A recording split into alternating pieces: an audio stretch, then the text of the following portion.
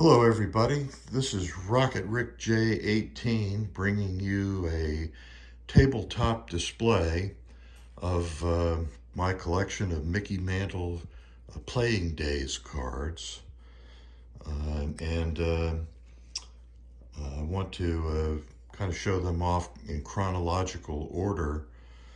And I think maybe I'll begin with the newest ones first, and then we'll work our way back to the Bowman rookie card at the end. So the first card that I have to show you is Mickey's 1969 Topps card. He did not play in 1969. He went to spring training and found that he just couldn't get it going, so he retired without ever, reporting, without ever going, north for the summer. 1968, Mickey had 3 cards issued by Topps, 2 in the regular 1968 set there, his regular base card, and then the combination Superstars card with Harmon Killebrew, Willie Mays, and himself, of course. And then the other card was a game card that was issued by Topps, and look in the form of a card game. So that's what that one's all about. Then looking at 1967, again, Topps had 3 issues. The regular issue card, the base card, and then he's also on the second series checklist, as you can see. And then also, finally, as a pack insert, Topps put out a set of posters, and I think there were, not quite sure really how many there were, but in any case, Mickey's is number 6. Moving to 1966, here's Mickey's base card. This looks like the same picture that was in the 1967 poster.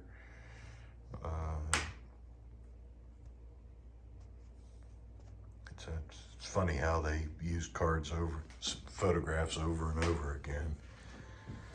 In 1967, we have 5 cards, and the first one is his base card, and then the next 2 cards are the home run leaders and RBI leaders from the previous year, 1964. Mickey didn't win the crowns, but he came in 3rd in both cases.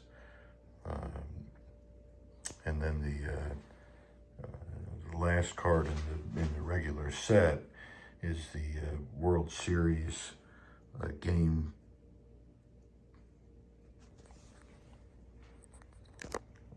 in which Mickey hit a home run to win the game against Barney Schultz in the final at bat, walk-off home run. They didn't call it that back then, but that's what it was. Then from the Topps embossed set, here's Mickey's card. It's kind of hard to see these things, but you get the idea there. There's sort of an embossed image on the card, and the back is, pretty plain. It just has the number of the card on it and some copyright information, no doubt. So in 1964, Topps issued a set of coins, and they had a base coin. There's Mickey's, and then an all-star coin. But Mickey got 2 all-star coins. Both of them have the same number on the back. One of them he's batting left-handed, and in the other one he's batting right-handed. So that's kind of cool. Also, as separate issues from the regular base set, they also issued giant-sized postcard shapes, and this is Mickey's card, and on the back of the card it tells you about Mickey hitting his 15th World Series home run the year before, 1963. He actually went on in 1964 and hit 3 more home runs and finished with a total of 18, which is the record. 15 had been the record held by Mantle and Babe Ruth.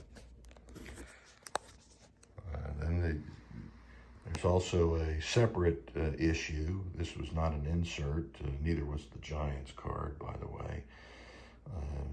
These top stand-up cards are, which I really loved, and I loved opening them when I was a kid, and then I loved getting this card down the road much later. The regular set had 2 cards of Mickey, the base card and the AL Bombers card, which pictures Mickey along with Detroit Tigers Norm Cash and Al Kaline and his teammate Roger Maris.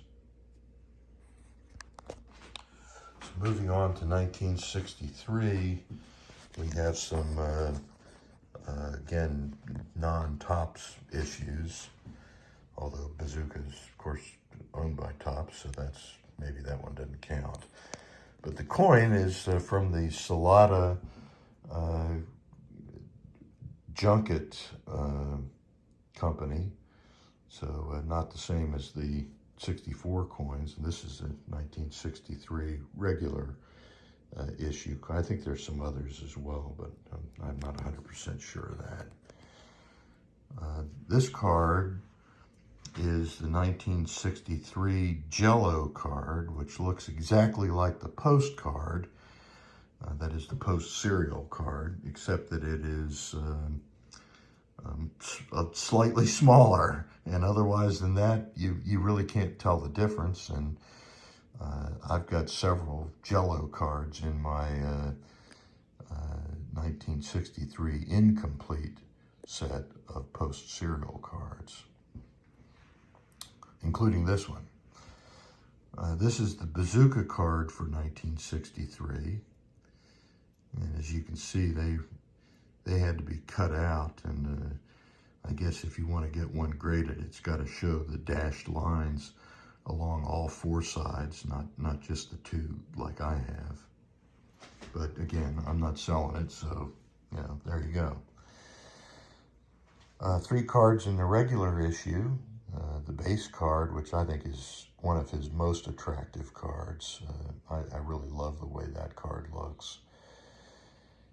The 1962 American League Batting Leaders card, which again, Mickey didn't win the title in 1962, but he did place high enough to at least get his image on the card. So that's Mickey in the upper left-hand corner. And then finally the Bombers Best card, which pictures Mickey with Yankee players.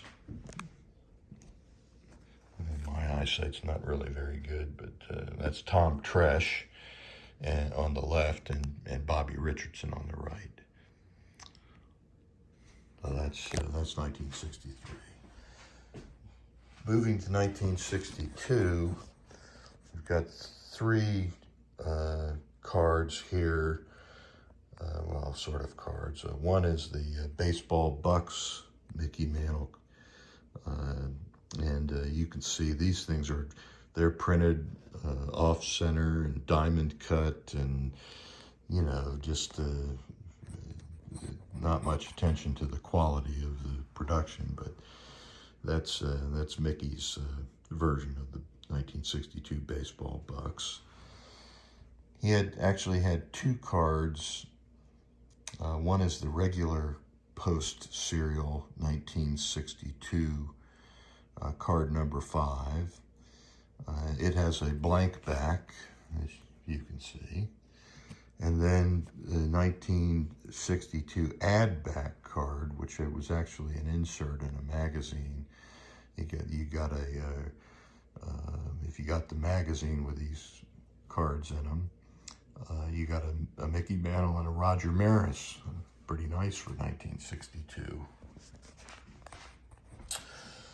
Now the regular set of cards in 1962 has the Mantle All-Star, commemoration of a 3-panel card. The Switch Hitter Connects, which shows Mickey's swing and follow through. The 1962 home run leaders for 1961 with Roger Maris up there on the top, again with 61 home runs, and then Mickey down in second in the left-hand corner with 54 home runs. This next card is one of my all-time favorite Mantle baseball cards because it's also a Willie Mays card.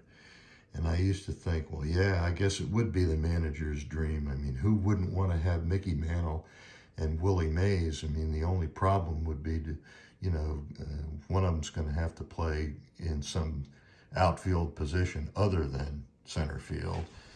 And I think probably most people would agree that Willie Mays was the better outfielder, but Mickey Mantle wasn't too bad either. When Don Larson pitched his perfect game, Mickey Mantle hit a home run on the offensive side, and he made a perfect game-saving catch, running to his right and catching the ball across his body, backhanded. So I don't know that every center fielder would have gotten to that ball, but even on 2 bad legs, Mantle was pretty fast. So that's then his regular Topps issue base card. Turning to 1961, the first card is his post-serial 1961 card. Then from the Baseball Scoops series, shot commemorating his longest home run, which was in Washington's, Griffith Stadium, allegedly 565 feet. All we know is that he hit it out of Griffith Stadium. And of course, he hit it right-handed, which, usually wasn't the side from which he hit all of his, big bombs at Yankee Stadium. He hit a lot of those to right field. So here's Mickey's All-Star card. I think, personally, this is my favorite set of All-Star cards. They ran from 1958 to 1962. But I really like this one. I think the Sporting News, the whole thing just looks great. Topps also had a subset of MVPs starting in 1950. This is a card that commemorating Mickey's 2 MVPs in the 50s, 1956 when he won the Triple Crown, and 1957 when he turned in his highest season batting average of .365. And then Mickey's regular base card, which again I think is not a bad looking card. A lot of people, including myself, have said, well, it's kind of a plain set, but it has its moments and it has its high points also, so I do like it. The next card is Mickey's 1947 to 66 exhibit card. This card is in a PSA 1 holder. It's got a big crease there, you can see, but it's not through his face, so I still like it a lot. And I think this card was printed in 1959 or 1960. Down here in the right-hand corner, you can see that it says Made in USA, and that typeface, I think, is the one that they used in 1959 or 1960, one of the two. The next card we're going to look at is his 1960 Bazooka card, which is really a sharp-looking card. And then his 1960 All-Star card. Just like we saw in the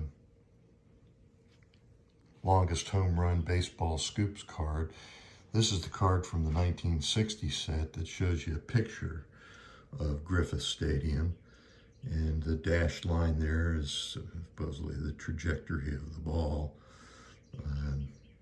and going over the fence, over the seats, and out of the stadium.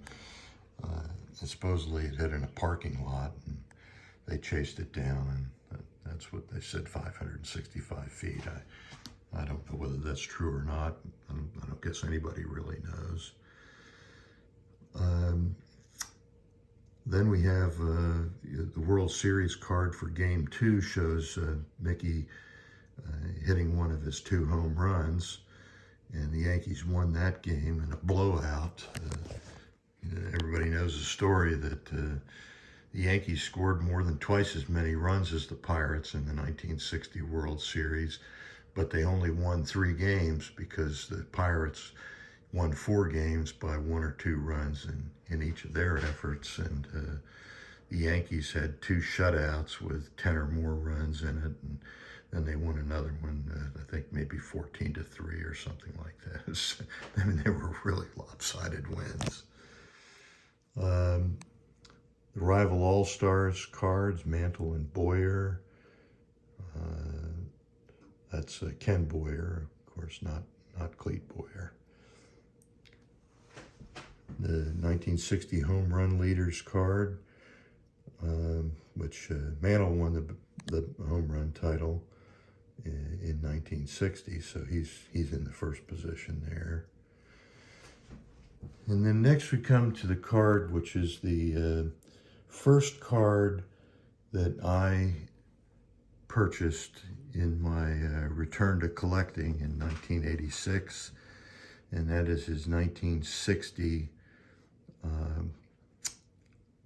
base card, which I later had autographed 4 or 5 years later at a baseball card show in Cincinnati.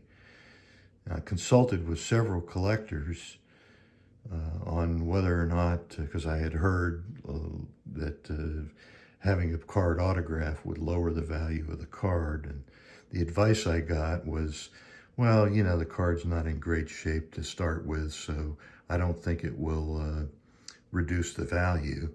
Well, that turned out to be brilliant advice, because I paid $25 for the card when I got it in 1986, and I had it autographed, and I paid $10 for the autograph. So I have more money tied up in grading it than I did in acquiring it, either the card or the autograph, or put together. So, you know, it's really one of the hallmarks or high points of my collecting experience, and that's the 1960 Mickey Mantle card. Turning to the 1959 Mantle cards. The first one I'm showing you is the 1959 Bazooka card. As you can see, it's got some issues all over the card, but it's still a beautiful card, and it is, after all, a Mickey Mantle card, so I'm very happy to have it in my collection. Next to the Bazooka card is the Mickey Mantle All-Star card from 1959. Again, a beautiful card. I do like the 61s just a little bit better, but this is a very close second. And then we also have, next to the All-Star card, the Mickey Mantle Baseball Thrills from the Baseball Thrills set. This is commemorating his 42nd home run, which he hit to win the home run crown for 1959. And then finally, next to that is his base card. I love the red in the 59 set. I'm glad the Yankees are in the red because not their colors, but it sure is makes their cards pop out and stand out. So glad to have it. From the 1958 top set, we have the All-Star card. Sorry about the dogs.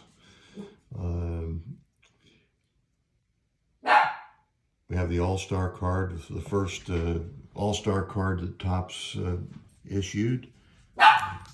Great idea, and they should never not have All-Star cards in their set. If it was up to me, they wouldn't. Also from 1959 is the World Series Batting Foes combo card with Hank Aaron. As I'm sure all of you know, the Yankees and the Braves played against each other, both 1957 and 1958. The Braves won in 57, winning 4 games out of 7. And Lou Burdette was the pitching star. In 1958, the Yankees turned the tables on the Braves. They won 4 out of 7, and Bob Turley was the pitching star in 58. So played the Braves both 57 and 58. This card is from the 58 set, and it commemorates the World Series in 1957. So they got it all together. Next to that is his base card. Everyone wants to see the source of all of the noise. And there's Veronica and Betty barking because my wife and granddaughter are about to come inside. And this is the burglar alarm, the doorbell, and the greeting party all in one. Moving over to the 1957 Topps cards, there are 2. The first being Mickey's base card, and the second one being the combo Yankee Power Hitters card that pictures both Mickey and Yogi Berra. This card was the final card in the 1957 set, and so it got a little extra wear and tear being the last card. If you look closely at the Mickey's base card, you can see just about where the bat seems to be pointing to. A shadowy figure there that looks like it was somebody standing next to Mickey around the batting cage, and they got airbrushed out of the photo, but they left a shadow behind. Photoshopping was a little bit of a more difficult process, I guess, in 1957 than it is today. So moving over to the 1956, there's one card. It's his Topps card. Bowman made their last cards in 1955. Topps bought them in 1960 or 56, and they stayed out of the card making business until they came back in 1989. The label came back as a Topps company product. Mickey's card, 1956, of course, that's his Triple Crown year. Great picture of Mickey smiling, the portrait, and a great action photo showing him going up the short wall there in right field, the way it used to be before they didn't allow the fans to participate in the game. It's a bit of a pet peeve for me. But maybe that's the way it has to be in the world we live in today. So anyway, many people think this is his most beautiful card, and I think it's certainly right up there. As I say, I have my personal favorites. This is one of them, but maybe it's not the only one. So next to the 56 card is the 55 Bowman card. And this was the Mickey's only top card in 1955 from either Topps or Bowman. Of course, there are other cards like we mentioned the Stallmeyer cards earlier, and there were a few other issues. But this is as between Topps and Bowman, there's no 55 Topps card, only the Bowman. I love this picture. I love the TV aspect of it. Of course, my card has a lot of wear and tear on it because that's the condition where when I got them, I felt like I could afford, and I'm glad to have them. So that's 55 Bowman. Next to the 55 card are his three 1954 cards that I have. One of those on the right there is the Red Heart dog food card. And next to that is his Dandy potato chips card. I think I would point out that the photograph used to make the Dandy's potato chip card is the same photograph used to make the Stallmeyer cards. And it was a habit of photographers to use their photographs multiple times over sometimes a 2 or 3 or 4 year period for cards. If you look really closely at the 60s cards, you'll see that done all the time.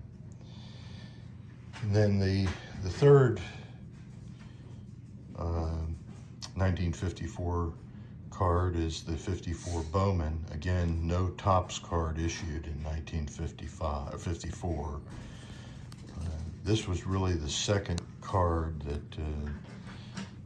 that I acquired when I got back into the hobby in 1986. You can see that it has a tape stain and a bit of paper loss from where it was taped up on some kid's wall, no doubt. But I'm happy to have it. I really like it. It's a beautiful card, and I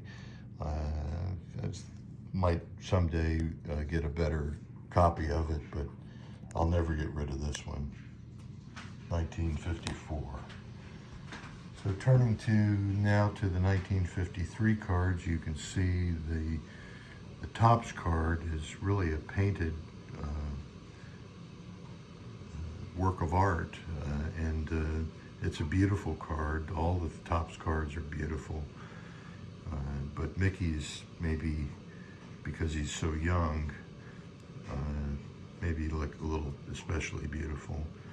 This card's not in bad shape for a card that's 70 years old, but it's not in as good a shape on the back as it is on the front, because it has somebody took a pen and marked on it.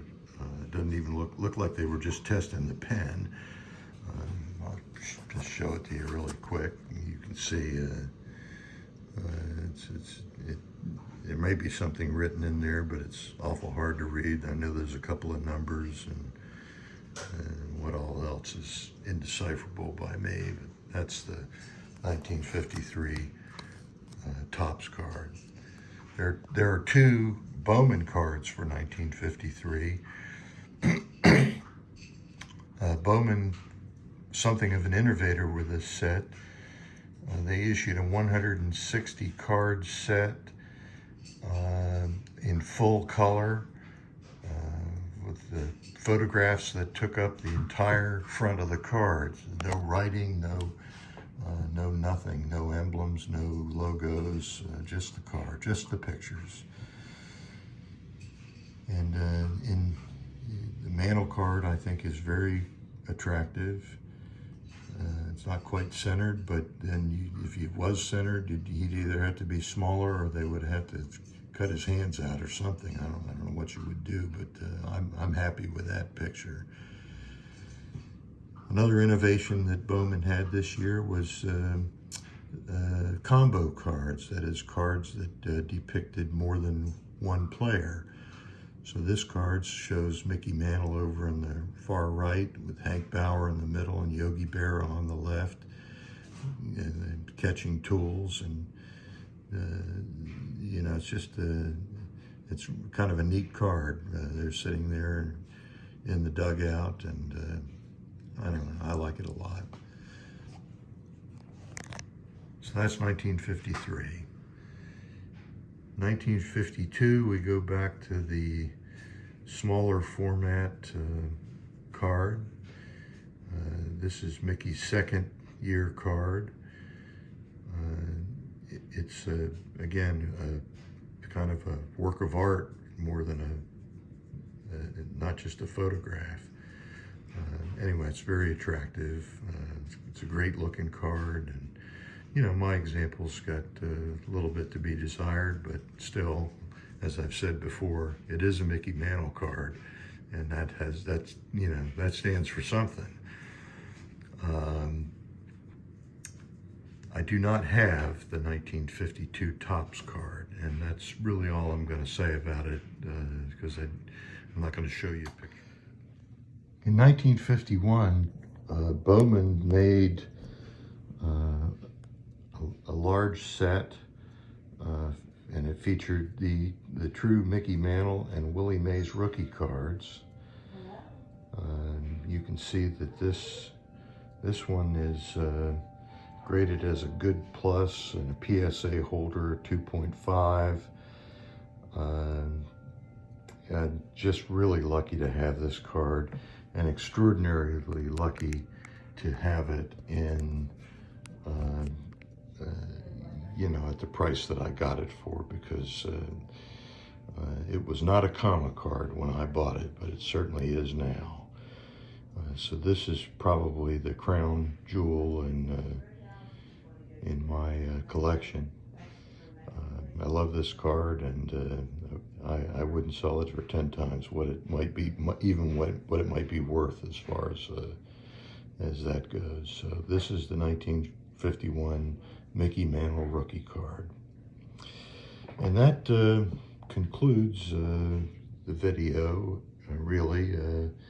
There are 67 cards, coins, posters, etc. in this collection. I hope to add a few more along the way, maybe some food issues, certainly some bazooka cards that I don't have, 63 post serial card, and so on and so forth. So the collecting's not over yet, but that's really my pride and joy, so to speak. So I'm going to leave you with one more postcard, and it's a fitting conclusion to the cards that depict Mickey Mantle's career. This is a Hall of Fame postcard, Mickey Charles Mantle. He was inducted into the Hall of Fame in 1974 on his first ballot of eligibility.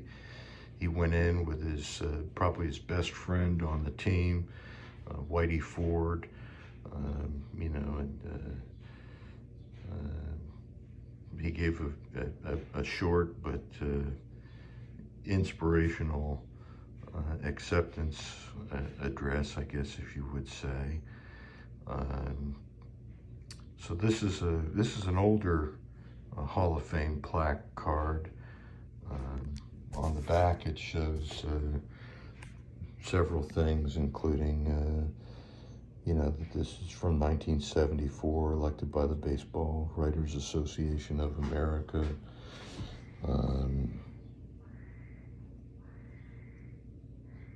I don't think it has a year on it per se, but that's his Hall of Fame plaque, and pretty fitting way to conclude the cards that depict his career. So with that, let me just say, if you like this video, be sure to click the like button, and if you're not a subscriber, please consider subscribing as well. This is Rocket Rick J, wishing that all of your collecting dreams will come true.